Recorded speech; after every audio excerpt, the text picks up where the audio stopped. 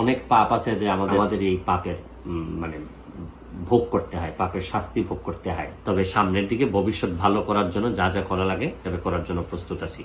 আশা করি আপনারা যে কষ্টটুকু করতেছেন আমি এটার জন্য দুঃখ প্রকাশ করতেছি। শুরু করিতেছি মহান আল্লাহর নামে, যিনি পরম করুণাময় এবং অত্যন্ত দয়ালু।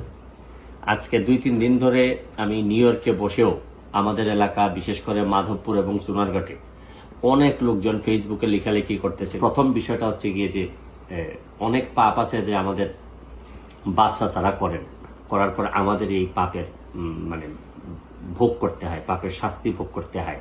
যাই হোক, এখন অতীতের কথা না বলে এটা দিয়ে শুরু করলাম আর কি। অতীতের কথা না বলে এখন বর্তমান অবস্থায় আসি।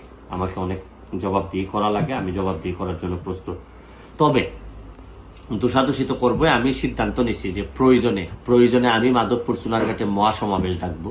এই মহাসমাবেশের মধ্য দিয়ে আমি হবিগঞ্জের সব যারা আছেন তাদেরকে একত্রিত হওয়ার কথা বলবো। আমি আরো যারা 3 জন এমপি মহোদয় আছেন তাদেরও দৃষ্টি আকর্ষণ করতেছি। চলেন আমরা একত্রিত হই, হয় আমরা মহাসমাবেশ করে আমরা নেত্রীকে জানাই দিই, প্রয়োজনে যে জায়গায় নক করা দরকার আমি এই জায়গায় নক করব। আমি জানি না যে আগে তো আমাদের এলাকায় মন্ত্রীও ছিলেন, তারা কি ব্যবস্থা নিলেন, কি করলেন, কেউ তো আর সব প্রশ্ন করে না। আমি এখন আর করতে চাই না।